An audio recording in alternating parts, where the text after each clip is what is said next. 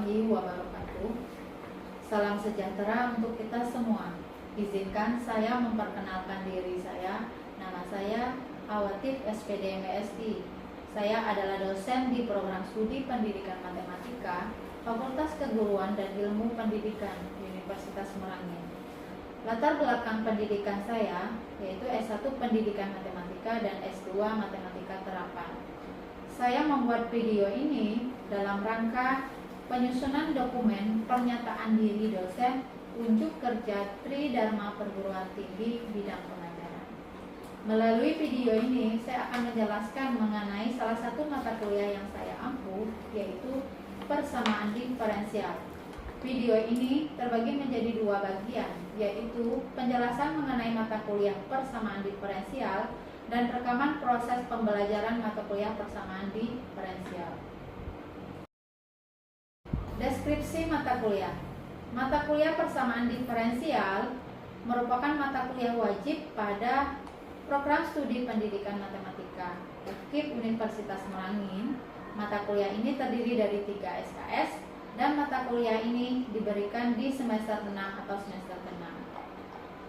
Adapun capaian pembelajaran, yang pertama, mampu menjelaskan pengertian persamaan diferensial dan solusinya. Yang kedua, mampu memahami dan menguasai klasifikasi persamaan diferensial orde 1.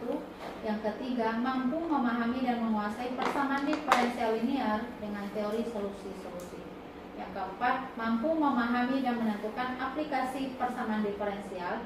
Yang kelima, mampu memahami dan menentukan solusi dari persamaan homogen linear dengan koefisien konstan. Yang keenam, mampu memahami dan menentukan solusi persamaan diferensial dengan metode koefisien tak tentu. Yang ketujuh, mampu memahami dan menentukan solusi persamaan diferensial dengan metode variasi parameter. Materi pembelajaran. Pada mata kuliah persamaan diferensial memuat variabel tidak bebas beserta turunannya, menentukan solusi dari suatu persamaan diferensial, mulai dari persamaan diferensial orde 1 dan persamaan diferensial orde tinggi, serta aplikasi persamaan diferensial. Di antaranya membahas konsep dasar persamaan diferensial, klasifikasi persamaan diferensial orde 1, persamaan diferensial linear dengan teori solusi, aplikasi persamaan diferensial, persamaan diferensial homogen linear orde 2 dengan koefisien konstan, metode koefisien tak tentu, dan metode variasi parameter.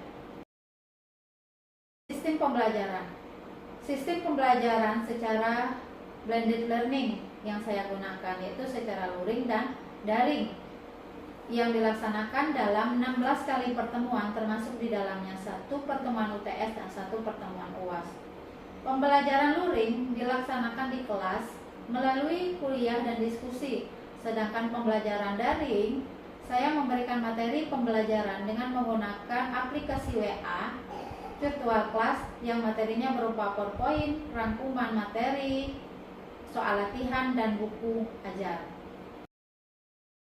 Metode pembelajaran. Selama 6 tahun mengampu mata kuliah ini, saya telah mengadopsi beberapa jenis metode pembelajaran, diantaranya metode latihan atau responsi, case method learning, problem based learning. Namun, pada video kali ini, saya mengadopsi metode latihan atau metode responsi. Mengapa? Karena pembelajaran matematika yang terkesan rumit dan menjadi masalah bagi mahasiswa merupakan salah satu kendala bagi mahasiswa untuk menyelesaikan permasalahan yang berhubungan dengan matematis dalam kehidupan sehari-hari. Metode responsi atau metode latihan soal digunakan apabila suatu bahasan atau aspek-aspek tertentu yang memerlukan latihan yang lebih banyak atau memerlukan penjelasan lebih lanjut. Maka diperlukan kreativitas untuk menunjang minat dan motivasi mahasiswa dalam belajar matematika dalam mencapai tujuan pembelajaran. Melalui metode latihan ini diharapkan dapat menyelesaikan permasalahan yang berhubungan dengan matematis dalam kehidupan sehari-hari dan dapat meningkatkan hasil belajar matematika serta kecepatan dalam mengerjakan soal-soal. Sistem penilaian dan indikator. Mata kuliah ini menggunakan metode latihan atau responsi. Nah, sistem penilaian mahasiswa terbagi menjadi beberapa komponen. Yang pertama ada komponen perkuliahan atau pembelajaran sebesar 80% yang terdiri dari sikap positif terhadap mata kuliah 5%, tugas terstruktur sebesar 5%, kuis sebesar 10%, aktivitas kelas 20%, final project berupa portofolio sebesar 30%. Komponen yang kedua, ujian tengah semester atau UTS sebesar 10%, dan komponen ketiga, ujian akhir semester atau UAS sebesar 10%. Penilaian proyek dilakukan mulai dari perencanaan, proses pengerjaan, sampai hasil akhir proyek. Sumber-sumber data penilaian tersebut meliputi self-assessment, peer assessment, dan rubrik penilaian produk. Sedangkan untuk UAS dan UTS adalah dengan menggunakan rubrik skor jawaban dari soal yang diberikan. Demikian penjelasan awal mengenai video saya. Selanjutnya kita saksikan video proses pembelajaran di dalam kelas. Sekian dan terima kasih. Wassalamualaikum warahmatullahi wabarakatuh. Bismillahirrahmanirrahim. Assalamualaikum warahmatullahi wabarakatuh. Warahmatullahi wabarakatuh. Ya, alhamdulillah hari ini kita bisa lanjut lagi mata kuliah persamaan diferensial. Nah, bagaimana kabarnya hari ini? Alhamdulillah baik, Ibu. Oke, sebelum kita mulai, ada baiknya kita berdoa dulu ya. Berdoa, mulai. Berdoa selesai. Oke, hari ini kita lanjut materi kita mengenai persamaan diferensial dengan koefisien tak tentu. Nah, sebelumnya kita bahas materi tentang metode koefisien tidak konstan, itu mencari solusi homogen. Nah, untuk di solusi homogen ada yang masih ingat cara mencari solusinya? Atau bentuk umumnya dulu?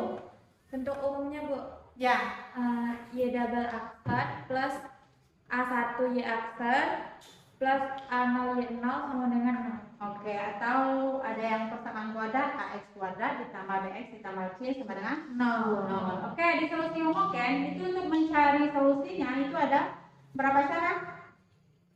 Ya, 3 Bu.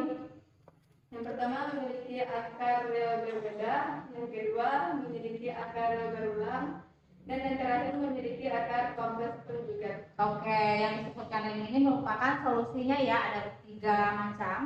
Akar ada real kembar, akar berbeda, sama kompleks konjugat. Nah, untuk mencari akar-akarnya itu dengan 2 metode kalau nggak salah, itu apa aja? Oke, Desi. Dengan cara faktor sama dengan cara rumus ABC. Oke, rumus ABC masih ingat? Siapa yang ingat? X sama dengan min B lebih kurang akar B kuadrat kurang kuadrat C per 2A. Oke, benar sekali. Jadi itulah materi sebelumnya yang masih ada hubungannya dengan materi kita hari ini. Jadi materi yang kemarin itu akan selalu kita bawa berlanjut ke materi hari ini. Nah, kalau di materi sebelumnya itu kita mencari solusi homogen yang bisa kita kenal YH, dan hari ini itu mencari solusi partikular atau YP. Nah, persamaan diferensial dengan koefisien tak tentu. Nah, di sini kita lihat yang pertama itu ada metode koefisien tak tentu atau solusi partikular yang biasa kita kenal dengan YP. Nah, solusi umum untuk persamaan diferensial LY sama dengan CX sebagai Y-nya itu sama YH tambah YP. Jadi yang materi sebelumnya kita mencari fokus di YH, dan hari ini kita fokus di YP. Nah, YP-nya ini kita lihat kalau di homogen luas kanannya itu ada apa? 0, dan di YP itu di luas kanannya ada fungsinya. Nah, inilah yang akan kita cari solusinya. Nah, YP-nya ini melambangkan satu solusi untuk persamaan diferensial tak tentu atau solusi partikular, dan YH adalah solusi umum untuk persamaan homogen yang berkaitan dengan LY-nya sama dengan 0. Oke. Nah, metode dalam bentuk sederhana, metode koefisien tak tentu dapat diterapkan hanya jika si X dan semua turunannya dapat dituliskan dalam bentuk suku-suku himpunan berhingga yang biasanya kita lambangkan ada Y1X, Y2X, sampai YNX. Oke. Nah, metode ini diawali dengan mengasumsikan solusi tertentu yang memiliki YPX sama dengan A1Y1X ditambah A2Y2X ditambah sampai dengan ANYNX, di mana A1, A2 sampai AN melambangkan konstanta sebaran. Nah, di sini juga ada 3 kasus. Kalau untuk solusi partikular yang pertama itu jika si X-nya yang luas kanannya itu bentuknya PNX, artinya dia polinomial tingkat Pn dalam X. Nah, kita asumsikan dulu dia memiliki solusinya seperti ini. Kita misalkan dia ini kasus pertama. Kemudian di kasus kedua si X-nya sama dengan KE pangkat alfa X, di mana K dan alfanya adalah konstanta.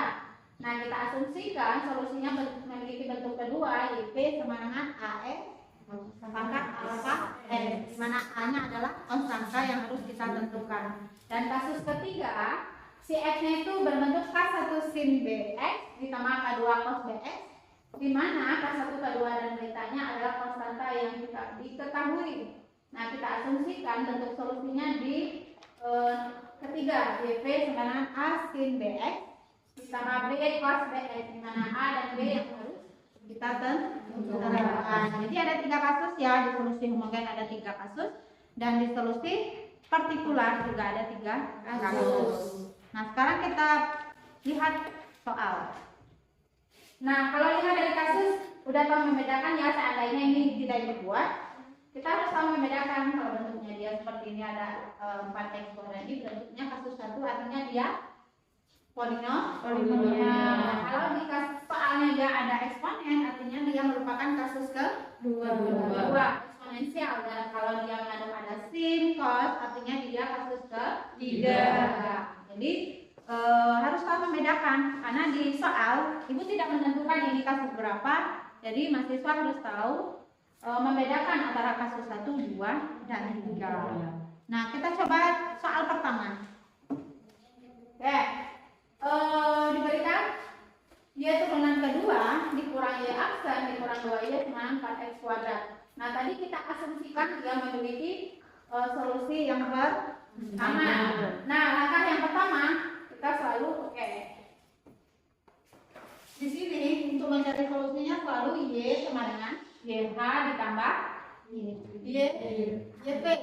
Nah, kita selalu mencari YH-nya tetap, kemudian mencari YP-nya juga. Oke. Nah, yang pertama kita cari dulu solusi YH dengan mencari persamaan karakteristik yang biasa kita kenal PK.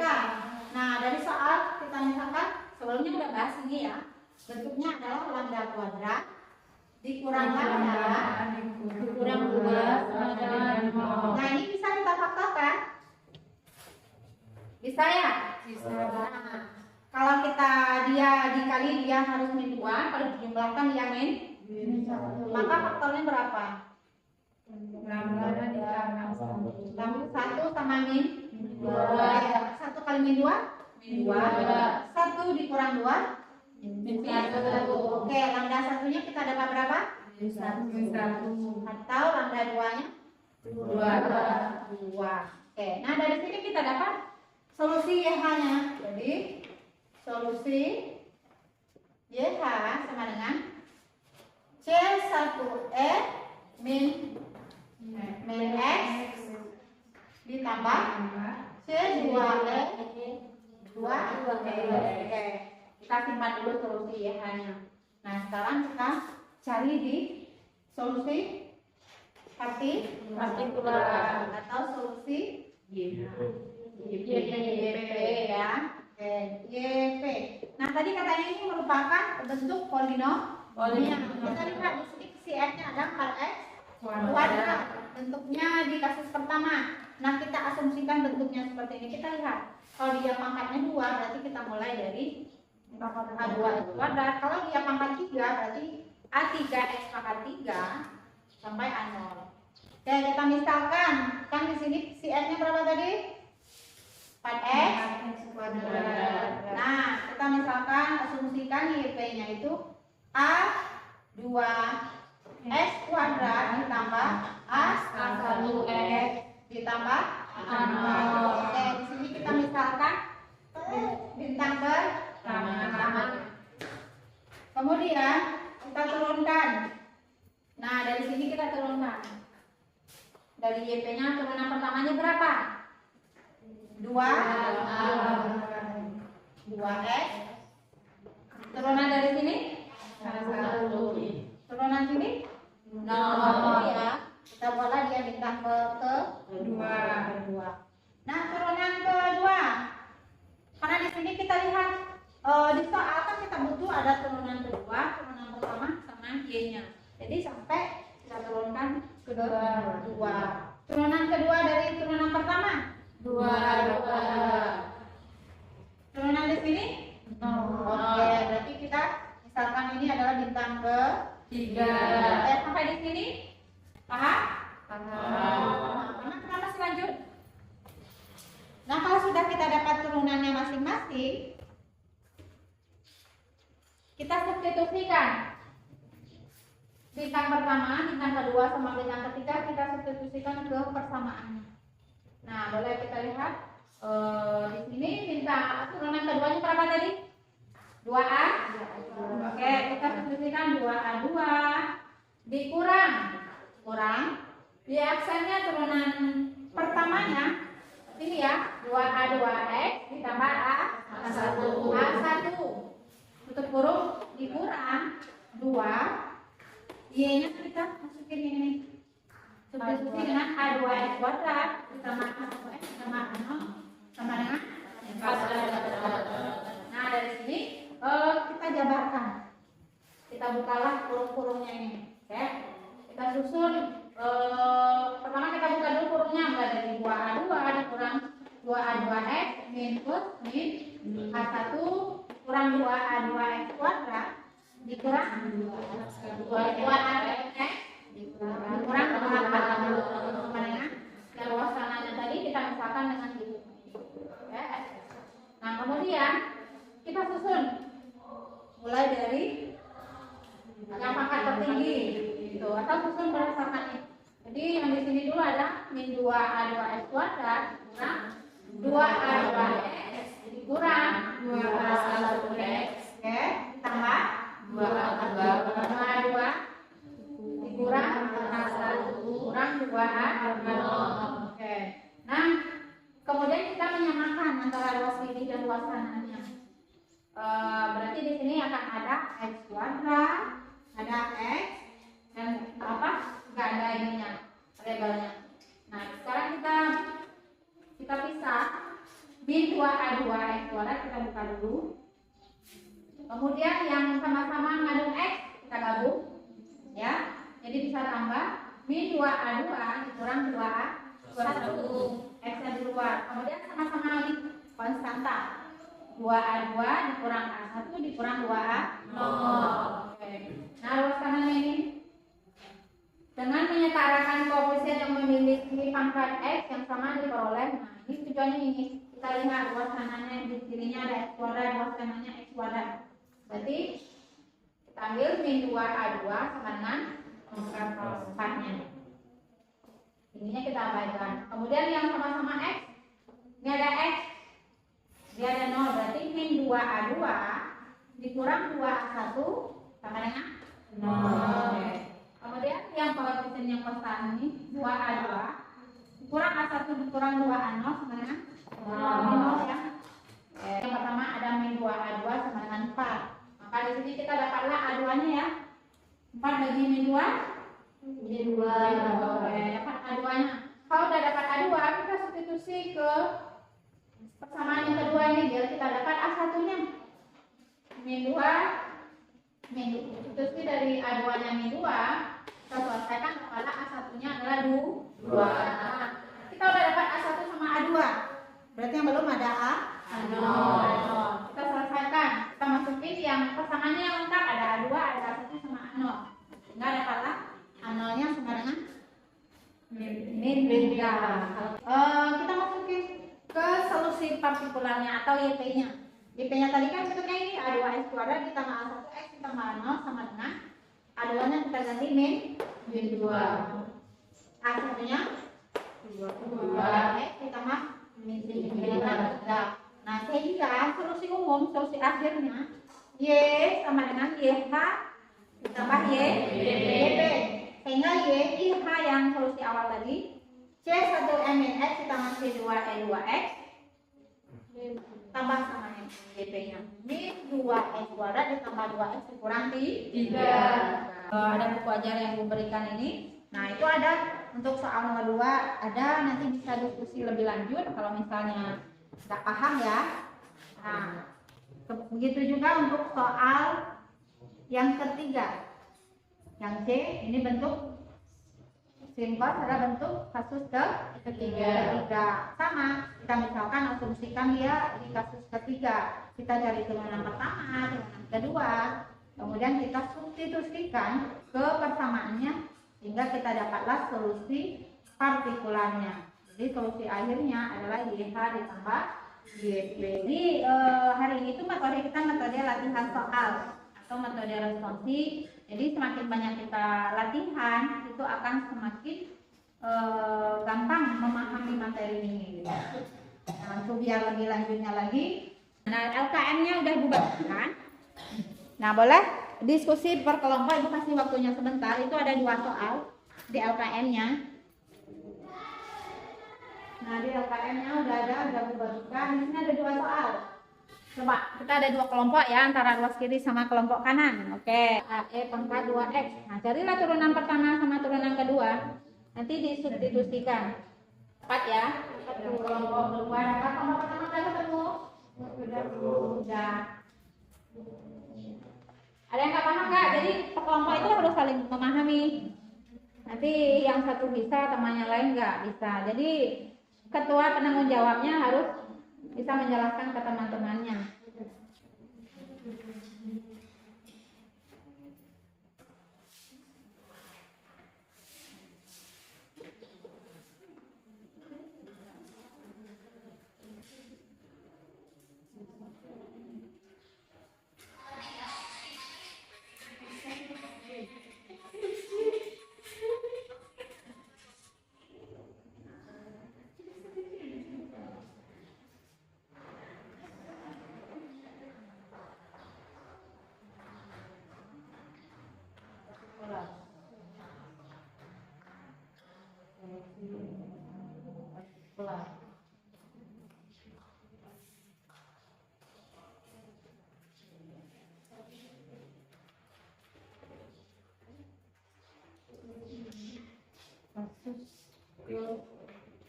Ini sama ya kasus yang tadi ya.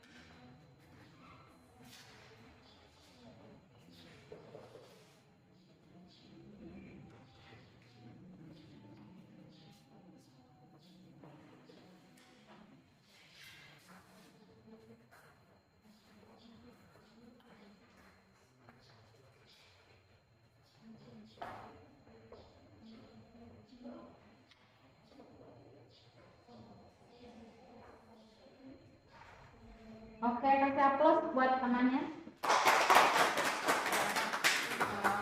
Jadi, kalau soal kedua ini kasusnya apa sih?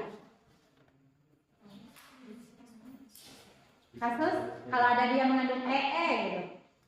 Kasus apa? Eksponensial.